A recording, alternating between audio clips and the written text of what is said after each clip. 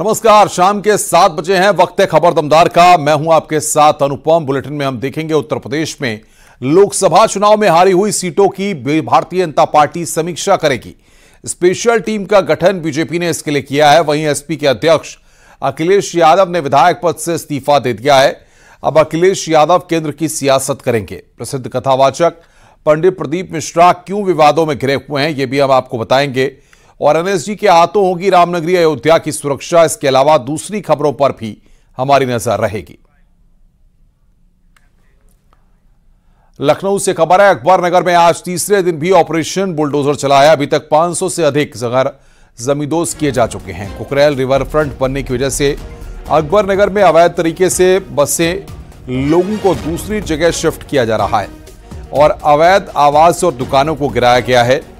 अभी तक 500 से अधिक घर जमींदोज वहां पर किए जा चुके हैं। ये तस्वीरें इस वक्त हम आपको दिखा रहे हैं, किस तरीके से बुलडोजर का एक्शन लगातार वहां पर जारी है। तीसरे दिन भी बुलडोजर वाली कार्रवाई वहां पर हुई है। अभी तक 500 से भी अधिक घर जमींदोज हुए हैं।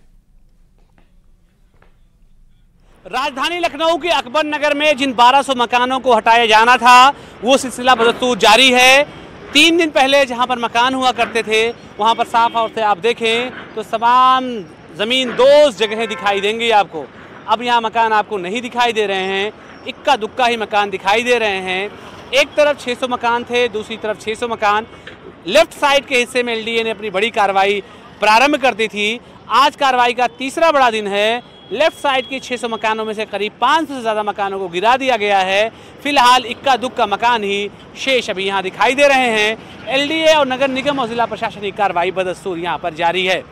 नीचे जो नाला बह रहा है कुकरेल, इसी के सौंदर्यीकरण के लिए इन तमाम अभियान को चलाया जा रहा है। उम्मीद की जा रही है कि अगले कुछ दिनों में ये तमाम जो बिल्डिंगें दिखाई दे रही हैं, सबको ज़मींदोज़ कर दिया जाएगा। यानी सोमवार सुबह 7 बजे से शुरू हुई एलडीए कार्रवाई एक बार फिर से बदस्तूर यहाँ पर जारी है। इसके बाद पीछे का जो हिस्सा है, यानी अकबर नगर 2 का जो पार्ट है, वहाँ पर कार्रवाई एलडीए के बुलडोजर्स करेंगे। सड़क पर भारी तादाद में पुलिस खड़ी है, बुलडोजर्स खड़े हैं और तमाम इन्फोर्समेंट की एजेंसियाँ इस बात का इंतजार कर रही हैं कि कार्रवाई जल्द से जल्द पूरी हो जाए।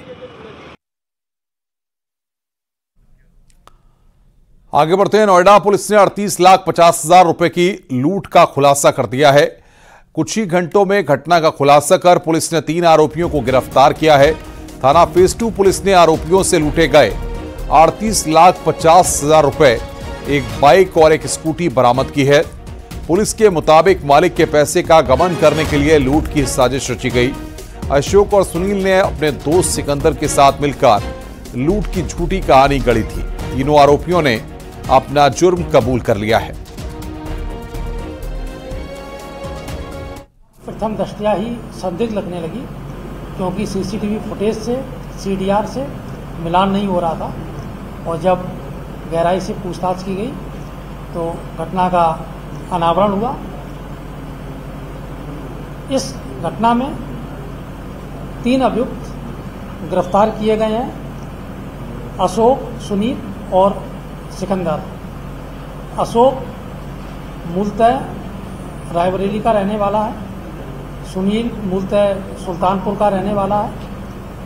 अशोक का एक मित्र और रिश्तेदार है सिकंदर, जो कि मूलतः रायबरेली का रहने वाला है और वर्तमान में ये लोग दिल्ली में रहते हैं। कथावाचक पंडित प्रदीप मिश्रा विवादों में घिर गए हैं। श्री राधा रानी पर की गई टिप्पणी से मथुरा में संत नाराज हैं और कथावाचक पंडित प्रदीप मिश्रा पर कार्रवाई की मांग की है। संतों ने पुलिस से शिकायत की है कि प्रदीप मिश्रा पर आरोप है कि प्रवचन के दौरान कहा था कि भगवान श्री कृष्ण की 16,108 रानियों में राधा का नाम नहीं है। प्रदीप मिश्रा ने आरोप लगाया है कि उन्होंने कहा है कि राधा जी बरसाना की नहीं बल्कि रावल की थी। हम सब लोग आज एसएसपी साहब के यहाँ एफआईआर कराने के लिए, शिकायत दर्ज कराने के लिए यहाँ पर आए हैं। हमने उस प्रदीप मिश्रा से कहा है कि यहाँ करके राधा रानी से क्षमा मांगे अथवा हमारे साथ आकर के साथ करे। यदि वो अपनी बात को सिद्ध कर देगा तो हम अपनी बात को वापस ले लेंगे। वो राधा कृष्ण को अलग अलग सिद्ध करने में लगा हुआ है। कृष्ण प्रेममयी राधा, राधा प्रेममयो हरि, जीवने निधने नित्यम राधा कृष्णो गतिर्ममः। राधा कृष्ण कभी अलग नहीं हो सकते। इनकी इन बातों से असंख्य लोगों के हृदय को आघात हुआ है। हम लोग बहुत दुखी हैं। जल्दी से जल्दी इसके खिलाफ कानूनी कार्रवाई होनी चाहिए। प्रसिद्ध कथावाचक हैं, उन्होंने श्री राधा रानी के ऊपर कुछ बातें कही हैं जो कि आपत्तिजनक है। इसको दृष्टिगत रखते हुए उन्होंने कुछ साक्ष्य भी उपलब्ध कराए हैं, पेन ड्राइव और कुछ स्क्रीनशॉट्स के माध्यम से। तो मेरे द्वारा एसपी देहात को इस प्रार्थना पत्र की जांच दी गई है और निर्देशित किया गया है कि जो तथ्य इनके द्वारा जो साक्ष्य दिए गए हैं उनका परिशीलन किया जाए और साक्ष्यों के आधार पर अपेक्षित विधिक कार्रवाई इसमें सुनिश्चित की जाएगी। कारणों की जमीनी तलाश वजह शुरू कर दिया गया है। हारी हुई लोकसभा सीटों से सांसदों, हारे प्रत्याशियों, लोकसभा प्रभारियों, संयोजकों और जिला प्रभारियों, जिलाध्यक्षों ने अपनी अपनी रिपोर्ट कारणों समेत प्रदेश मुख्यालय को भेज दी है। प्राथमिक रिपोर्ट में प्रत्याशियों की एंटी इनकम्बेंसी से लेकर हारी हुई सीटों पर भितरघात और गड़बड़ी की आशंका जताई गई है। रिपोर्ट में विपक्ष के हर दाव के बारे में भी जानकारी दी गई है। अब इसी हफ्ते प्रदेश मुख्यालय पर समीक्षा बैठक होगी। इसके बाद अलग अलग लोकसभा क्षेत्रों में भितरघात और हार के कारणों की पड़ताल के लिए स्पेशल टीम भेजी जाएगी।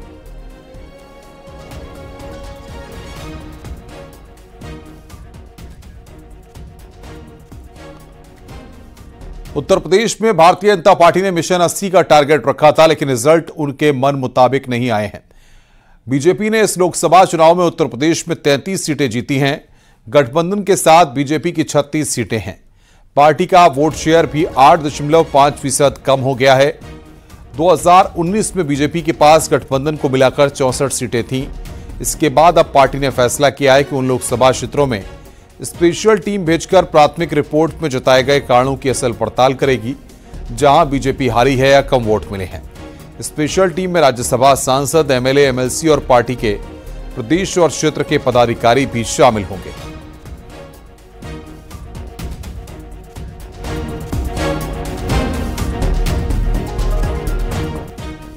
आगे बढ़ते हैं, खबर गोरखपुर से है। संघ प्रमुख मोहन भागवत 5 दिवसीय दौरे पर गोरखपुर पहुंचे।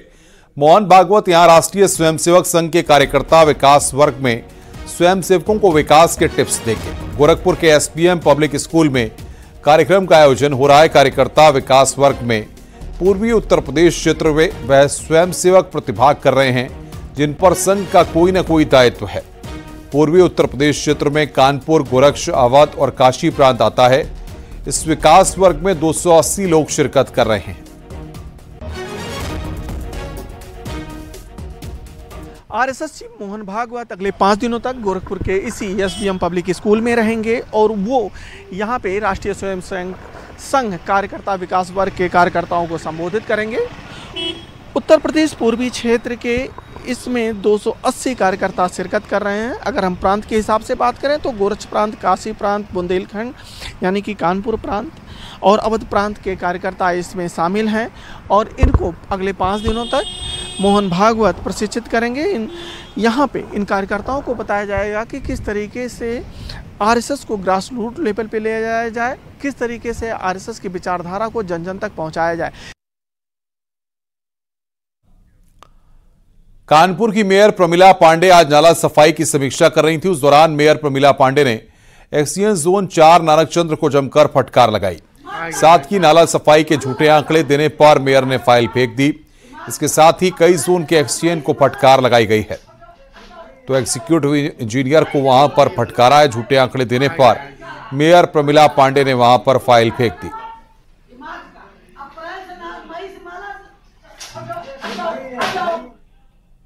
आगे बढ़ते हैं, फर्रुखाबाद से नवनिर्वाचित बीजेपी सांसद मुकेश राजपूत ने फर्रुखाबाद का नाम बदलकर पांचाल नगर करवाने की बात कही। साथ ही अखिलेश यादव पर पलटवार करते हुए कहा कि अखिलेश की सपा और राहुल की कांग्रेस झूठ का कारखाना है। चाहे कांग्रेस समाजवादी पार्टी हो, चाहे उनका कोई सहयोगी दल हो, वो झूठ बोलने के कारखाना खोल रखा है। वहां 17,000 से उनकी डिम्पल यादव हार रही थी और वहां उन्हें जिताया गया था। इसी तरह कई प्रधानी के चुनाव हों, कई और विधानसभाओं के चुनाव हों। 2014 में भी हमारे यहाँ सीट पर भी डीएम को कह के भेजा गया था, यदि 10,000, 15,000, 20,000, 25,000 से जीत रहे होंगे तो हराना है। सब अधिकारियों के कह के भेजा गया था। तो इसलिए वो जानते हैं कि इस तरह की रणनीति वो अपनी अपनाते हैं कि फर्रुखाबाद का नाम फर्रुखाबाद से बदलकर पांचाल नगर किया जाए। अखिलेश यादव ने करहल विधानसभा की सदस्यता से इस्तीफा दे दिया है। अखिलेश यादव ने अपना इस्तीफा विधानसभा अध्यक्ष को भेजा है। उत्तर प्रदेश विधानसभा अध्यक्ष सतीश महाना को अखिलेश ने अपना इस्तीफा भेज दिया है। 2022 में उत्तर प्रदेश के विधानसभा चुनाव के दौरान अखिलेश यादव ने करहल सीट से जीत दर्ज की थी, लेकिन अब कन्नौज सीट से लोकसभा सीट जीतने के बाद उन्होंने सांसद का पद रखते हुए विधायक के पद से इस्तीफा दे दिया है। समाजवादी पार्टी के अध्यक्ष अखिलेश यादव ने नेता प्रतिपक्ष पद से भी इस्तीफा दे दिया है। आदरणीय अखिलेश यादव जी ने विधानसभा की सदस्यता से इस्तीफा दे दिया है। आदरणीय अखिलेश यादव जी संसद में देश के गरीब, किसान, मजदूर, पिछड़े, दलित, अल्पसंख्यक, वंचित समाज की आवाज को बुलंद करेंगे। इंडिया गठबंधन ने जिन वादों के साथ, जिन बातों के साथ चुनाव में गए थे, हम उन सब बातों को उठाते रहेंगे। उन वादों को भारतीय जनता पार्टी को याद दिलाते रहेंगे। भाजपा ने जो जनता से वादे किए हैं उन वादों को याद दिलाते रहेंगे। रोजगार की बात हो, महंगाई की बात हो, इन सब मुद्दों पे आदरणीय अखिलेश यादव जी संसद में देश की आवाज को बुलंद करने का काम करेंगे। करहल सीट पर और मिल्कीपुर सीट अब खाली हो चुकी है। अखिलेश यादव ने विधायक पद से इस्तीफा दे दिया है। वहीं फैजाबाद से सांसद बनने के बाद अवधेश प्रसाद ने भी विधायकी से इस्तीफा दे दिया। अब दोनों सीटों पर उपचुनाव होंगे।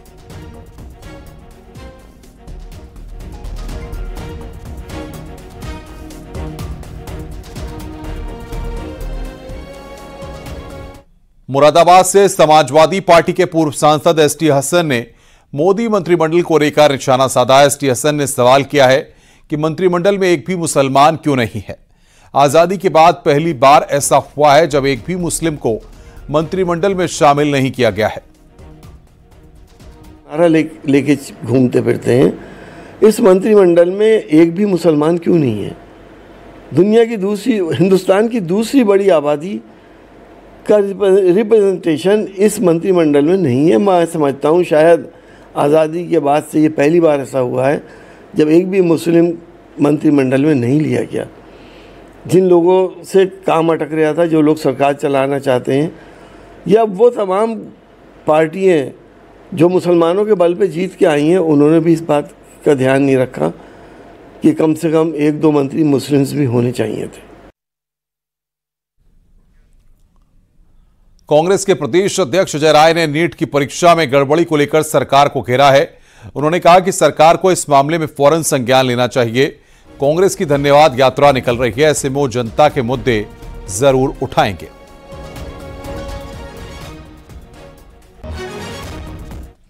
निश्चित तौर से आप देखिए, हमारे बच्चे बच्चियों ने उतनी तैयारी करके सालों साल मेहनत करके एग्जाम दिया और उसका नतीजा देखिए कि आज वो बच्चे जिनको टॉप करना चाहिए था वो बेचारे कम नंबर पा गए, उसमें पिछड़ गए। तो बच्चे निश्चित तौर से दुखी हैं, डिप्रेशन में हैं। सरकार को तत्काल इसको फिर से इस पर तुरंत कार्रवाई करनी चाहिए, इसको संज्ञान लेना चाहिए। मैं माननीय सर्वोच्च न्यायालय को धन्यवाद देना चाहूंगा। तो हम लगातार आभार यात्रा और धन्यवाद यात्रा हम निकाल रहे हैं 11 तारीख से, जिसमें राहुल जी, प्रियंका जी कल आए रायबरेली अमेठी में, और ये यात्रा आगे 15 तारीख तक चलती रहेगी और अपनी जनता के बीच में जाकर 403 विधानसभाओं में हम जाकर पूरे इंडिया गठबंधन के साथ मिलकर हम धन्यवाद और आभार व्यक्त करेंगे। कांग्रेस विधानमंडल की नेता आराधना मिश्रा ने बताया कि कांग्रेस 15 से 17 जून तक सभी विधानसभाओं में धन्यवाद यात्रा निकालने जा रही है। उन्होंने कहा कि कांग्रेस जनता के हितों की लड़ाई लड़ती रहेगी।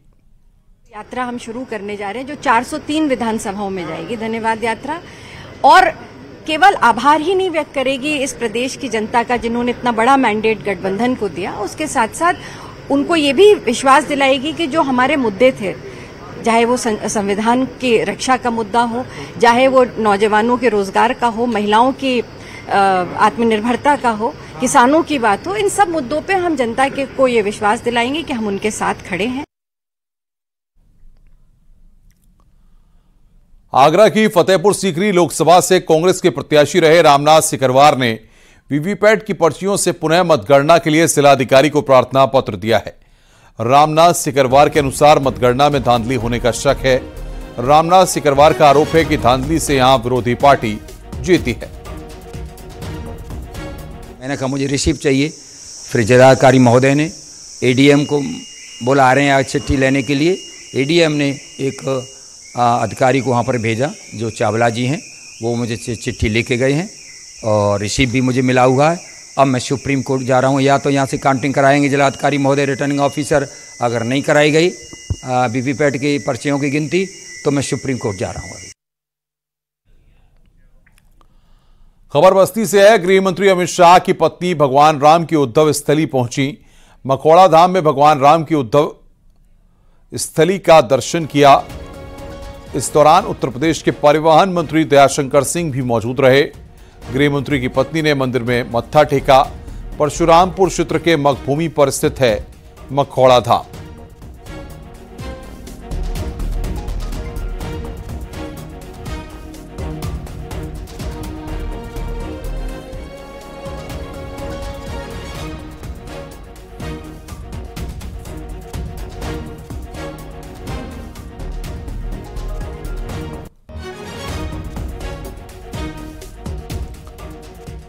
आगे बढ़ते हैं। गृह मंत्रालय के सूत्रों के हवाले से बड़ी खबर है। रामनगरी अयोध्या में एनएसजी हब बनेगा। अयोध्या में बनने वाले एनएसजी हब में ब्लैक कैट कमांडो तैनात होंगे। आतंकी खतरे और उससे निपटने को लेकर केंद्र सरकार ने यह फैसला लिया है। इससे पहले केंद्र सरकार देश के अलग अलग हिस्सों में एनएसजी हब बना चुकी है। सूत्रों के मुताबिक एनएसजी को अयोध्या में आतंकवाद विरोधी और अपहरण रोधी अभियानों का विशिष्ट दायित्व सौंपा जाएगा, जिसका काम एनएसजी बखूबी कर रही है। फिलहाल देश में एनएसजी के 5 हब हैं, जो कि हैदराबाद, कोलकाता, अहमदाबाद, चेन्नई और मुंबई में हैं।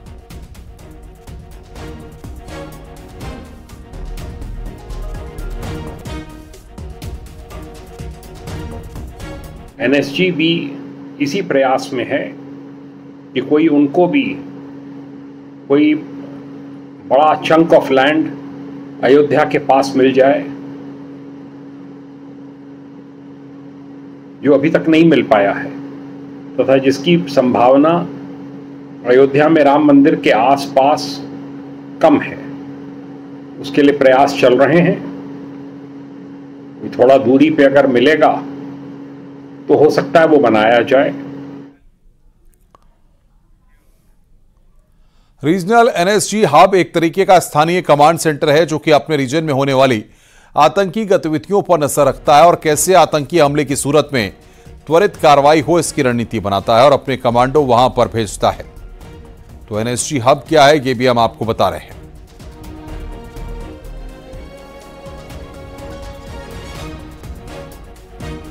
राम की नगरी की सुरक्षा अब और भी अभेद होने जा रही है। अब अयोध्या की सुरक्षा में एनएसजी कमांडो की तैनाती की जाएगी, जिसके बेस बनाने के लिए लगभग 100 एकड़ से ज़्यादा भूमि की आवश्यकता है, जो अयोध्या के ग्रामीण अंचलों में खोजी जा रही है। सूत्रों की माने तो आगामी दिनों में एनएसजी कमांडो का एक बड़ा हब अयोध्या में होगा और अयोध्या की सुरक्षा व्यवस्था एनएसजी कमांडो के हाथ में होगी। अयोध्या की संवेदनशीलता को देखते हुए फिलहाल सीआरपीएफ, पीएसी और एसएसएफ के जवान रामलला के मंदिर के साथ साथ रामनगरी की सुरक्षा कर रहे हैं। अब अयोध्या की सुरक्षा अभेद होगी और एनएसजी कमांडो के बेस बनाने की तैयारी अयोध्या में शुरू की जा रही है। अयोध्या से न्यूज़ 18 के लिए निमिष गोस्वामी। अयोध्या की सुरक्षा में एनएसजी कमांडो की तैनाती की गई है। अयोध्या के संतों का क्या कहना है, आइए सुनते हैं।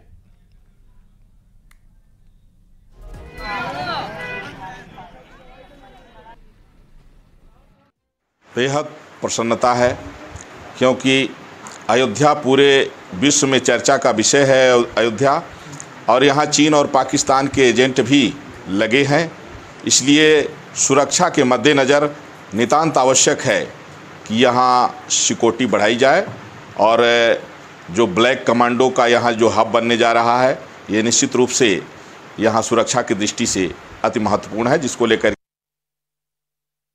अभी तक अयोध्या सिर्फ आध्यात्मिक सांस्कृतिक नगरी के रूप में जानी जाती थी, लेकिन अब अयोध्या सुरक्षा के दृष्टिकोण से भी पूरे विश्व में जाना जाएगा। और मैं पूरी तरीके से आश्वस्त हूं अयोध्या से दिवाकराचार्य महाराज कि जब एनएसजी कमांडो का यहाँ हब बनेगा तो न सिर्फ भारत की आंतरिक व्यवस्था, आंतरिक जो है हमारी सुरक्षा मजबूत होगी, बल्कि हम यहाँ से विश्व के नेतृत्व की भी क्षमता प्राप्त करेंगे। और यही तो पथ है जो है विश्व गुरु के पथ पे आगे बढ़ चलने का। बिजनौर में मां ने अपने 4 साल के इकलौते बेटे को मौत के घाट उतार दिया। आदेश देवी ने घर में खेल रहे अपने मासूम बेटे के सिर पर फावड़े से वार किया और चूल्हे में जला दिया। मौके पर पहुंचे परिवार वाले आग में झुलसे और खून से लथपथ बच्चों को अस्पताल लेकर पहुंचे, लेकिन रास्ते में ही उसने दम तोड़ दिया। पुलिस ने आरोपी मां को गिरफ्तार कर लिया है। घटना हीमपुर दीपा थाना क्षेत्र के गांव जलालपुर हंसना की है। परिवार वालों का कहना है कि आरोपी मां कुछ महीने से डिप्रेशन में है। पुलिस तमाम पहलुओं से मामले की जांच पड़ताल कर रही है। आगे देखा तो आग में बल रही और उसमें लोंडा रखा तो उसने हमने फेंक के उठाया ना, तो उसके बाद ये भाग का हमारे पीछे फाला देख के भगी और हम काट दूंगी मार दूंगी नहीं छोड़। हम फिर ठाक लोंडा भाग कर सीधे बिजनौर ले गए थे। तो बच्चा खत्म हो गया। अच्छा, ये महिला कौन थी? ये माँ थी। बच्चे की माँ। लड़के की माँ थी? ये बच्चे की माँ। बच्चे की माँ। अच्छा, तो किस बात को लेकर कोई बात नहीं थी। धारदार हथियार से हत्या करके उसके शव को आग से जला दिया गया है। इस सूचना पर पीआरबी व स्थानीय पुलिस तत्काल मौके पर पहुंची। उच्च अधिकारी गणों द्वारा भी घटनास्थल का निरीक्षण किया गया। फोरेंसिक टीम को भी मौके पर बुलाया गया। शव का पंचायतनामा भर करके पोस्टमार्टम के लिए भेजा गया है। मृतक के पिता कपिल कुमार के तहरीर पर थाना हीमपुर दीपा पर सुसंगत धाराओं में अभियोग पंजीकृत किया जा रहा है। आरोपी मां को हिरासत में लेकर के घटना के कारणों के संबंध में पूछताछ की जा रही है। रुक रहे हैं यहां पर एक ब्रेक के लिए। खबरों का सिलसिला लगातार जारी है।